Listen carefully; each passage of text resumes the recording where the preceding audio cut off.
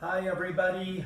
As you know, we are not having classes on campus these days, so instead I am going to make videos that go along with each class meeting that we would be having, and we're going to have to do it this way with you reading the material on your own, but be sure to continue to keep up with the assignments and the exam that is already on Canvas. You can do that one at home, open book, open note. And it looks like the next one will likely be the same way as well, but I will keep you posted if the campus is going to be closed for the next few weeks. So in the meantime, let's get started on today's material. You will hear only the basics from me that should go right along with the chapters that you will need to be reading. So therefore, no need to read any additional information other than the topics that I cover right here. In the previous DSM, the 4th edition, all of these things were in one chapter. They now exist within 3 chapters because they are anxiety-related conditions. We're going to talk about obsessive-compulsive conditions, adjustment conditions, post-traumatic stress. They're no longer in one chapter for the DSM-5. So the first chapter, chapter 4, is just called Anxiety Disorders. Everybody knows this feeling of anxiety. You worry, you're stressed out, you get nervous about things. That's normal. When does it become a diagnosis? What's the M word? Maladaptive. That's right. When your anxiety is so bad that it interferes with your ability to live your life. So, the first thing that I want you to know if you're following in the book is on page 175 and 176. Panic attacks and panic disorder. Panic disorder occurs when people have more than one panic attack and they change their life because of it in one way or another. A panic attack could be a number of symptoms. You feel like you're going to choke, pass out, even die. It can be really embarrassing. You can feel like that you can't breathe. You feel like you're having a heart attack. Your airway has been restricted, even though none of these things are medically happening to you. They sure are psychologically, and they sure do feel real. Now, the most common pattern is for someone who is female to experience this in their early 20s. That's how it usually starts. Can a male have this? Absolutely. Can an older or younger person? Absolutely. But a female in her early 20s to start having panic attacks is more of an expected pattern. Some people get panic disorder where it keeps happening to them, these panic attacks, and they change their life accordingly with or without agoraphobia. In Latin and Greek, agoraphobia means fear of the marketplace. So we're not talking about being afraid of Safeways, Fry's, or Albertsons, or Bashas', or any of the other places. We're talking about crowded places, being around too many people. So that will be a test question on the next exam. What is agoraphobia? Fear of the marketplace in Latin and Greek. So people who have this agoraphobia along with their panic attacks, they get afraid to leave the house and go pretty much anywhere, but to varying degrees. For some people it's only crowds. For other people, they're afraid to leave the house at all.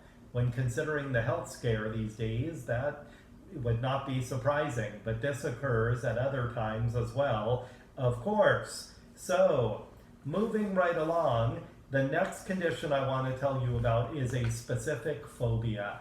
People that are afraid of an object or situation where there is minimal danger. Sure, there's things to be afraid of when you get on an airplane. It could crash. A spider or a snake, it could bite you. An elevator, it could get stuck or crash. But people have a maladaptive fear that is not consistent with the true danger of the situation. The next disorder is called social anxiety disorder. You're afraid of social situations if you have this, but what social situations? It depends on the person. The number one type of social anxiety disorder is public speaking. People are phobic not of being physically harmed, but more of embarrassing themselves. So that is the number one social phobia, or also known as social anxiety disorder. Next anxiety disorder, selective mutism. Anybody could get this, but it is far more common in children, and the diagnosis occurs when you are old enough to talk and have conversations with people. So we would not diagnose this in infants or even young toddlers, but by the time you're preschool age and you can carry on a conversation, if you refuse to talk in social situations when you get nervous, then we would say you have selective mutism. So again, as your book says on page 187, only when normal speech has already been developed. Next condition, separation anxiety disorder. We all worry about loved ones. We all miss people when we're not around them. But again, that M word, maladaptive. Is it so bad that you're fearing that the other people are going to die or be harmed in some way, and that's the reason why you can't stand to leave someone's side or be on your own? Separation anxiety. We don't diagnose this in infants or toddlers because that would be normal. But by the time you're school age, you should be able to be away from caretakers and loved ones and be independent and not be that upset. Next condition is called generalized anxiety disorder. Are you stressed morning, noon, and night? It even wakes you up in your sleep? I would call that generalized anxiety disorder, but we don't diagnose it until it's gone on for 6 months or more. Maybe you're having a bad day, a bad week, or even a bad month, but 6 months of that kind of stress, yeah, that's a disorder, and that is very maladaptive. By the way, it is not surprising when people have this also drink or do drugs, because it does make you feel better. It's not a good thing for people, but it does make sense that that is how some people cope, again, in a maladaptive way. We are now ready for Chapter 5, Obsessive Compulsive Related Disorders, and again, this used to be part of an anxiety disorder chapter in previous versions of the DSM. First one I want you to know about is just called Obsessive Compulsive Disorder, OCD. The obsession is a thought, and the compulsion is the action or the behavior. If the thought makes you do the behavior, and it's maladaptive, getting in the way of a normal life, that's obsessive compulsive disorder. The two most common subtypes are cleaning rituals. These days, that would not be a surprise, being afraid of germs and getting sick, but also checking rituals, where you constantly have to count things and check them to make sure they're in order. Have you ever left the house and come back to see if the garage door was locked or the front door? That's normal, but when you do that a bunch of times and you miss school or work, yeah, that is maladaptive.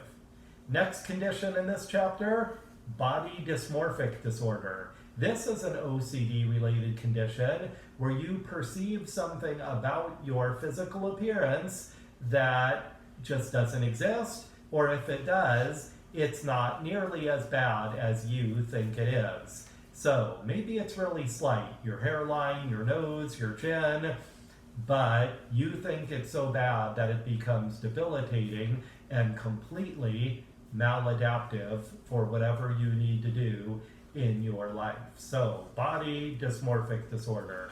By the way, it's very common for people who have severe cases of this to go to plastic surgeons. Not a good idea for the doctor, because rarely can they make the person happy with surgery. Usually the person finds something else to be unhappy about, or is unhappy with the result of the surgery. So again, this is an OCD, obsessive compulsive related condition. And it's not vanity. It's not like these people are stuck up or snobby. In fact, it's the opposite. They have very low self-esteem. Next condition, hoarding disorder. We all know someone who's a little bit like this, or maybe a lot like this. You keep things that you don't need. People do this. Some people use their entire garage to keep things instead of parking their cars in the garage because they have so many things they're collecting and keeping. When does it become a disorder? Again, maladaptive, when it's things that you really don't need, things that serve no practical purpose, and you're not saving them for someone else, you never will need them. You just can't throw anything away. There's a video that I would be showing you in class of a woman with this condition. It's not one of those startling reality TV shows. It's real. And she talks about the struggle of it. She even saves hair from the bathtub and Band-Aids that she used and doesn't want to throw away. It can get pretty bad. Hoarding disorder. Next one from the obsessive compulsive chapter, which is chapter 5, trichotillomania. I bet you're glad this isn't a spelling test coming up next, huh? This is hair pulling. The obsession is the thought that you need to pull hair out of your body, out of your head, your arms, your eyebrows, your eyelashes, and the compulsion is actually doing it. So it serves no practical purpose other than to relieve stress. Trichotillomania. We are now on chapter 6. For this day in class, we would be doing chapters 4, 5, and 6. So chapter 6 is trauma and stressor-related disorders. This starts on page 217. The first one, post-traumatic stress disorder. Something very traumatic happens. There's no exact definition of that. It's different for every person. It's so traumatic, though, and so upsetting and stressful that you constantly think about it, but you're also trying to avoid it. Avoid thinking about it, avoid going to where it happened, avoiding the situation. So this is why it becomes a disorder. When people go to therapy, they do need to let themselves think about it and process it. Otherwise, people who have this will never get over it. So a very traumatic event, and you have nightmares, flashbacks, constant thoughts about it, but the more you try to avoid thinking about it, the more it comes back. So that is what PTSD is, post-traumatic stress disorder. The last condition that you will need to know for this week is on page 228 in the book. Sorry, I keep losing my space here, or my place in the book. I want to be sure I get it right. That would be an adjustment disorder. There are 3 varieties of this. This is only diagnosed if something stressful happens, and within the first 6 months, you are having abnormal reactions. Those 3 types are, it is depressed mood that you're experiencing, it is anxiety and stress that you're experiencing, or drastic changes to your behavior. So could something stressful happen, like a breakup, or a death in the family, or losing a job, or your house being burglarized or anything, and you get 2 or 3 of those subtypes? Absolutely.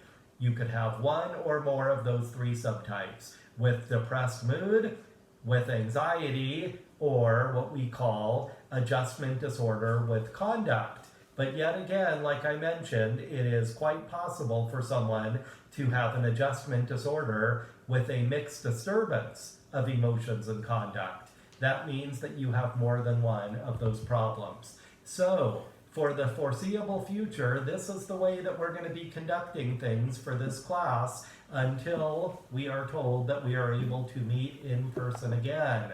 So for the meantime, don't forget the exam that is open and due. You can do that on your own. You do not need to go to the testing center. And please keep up with the Canvas assignments. That's it for now. Have a good week.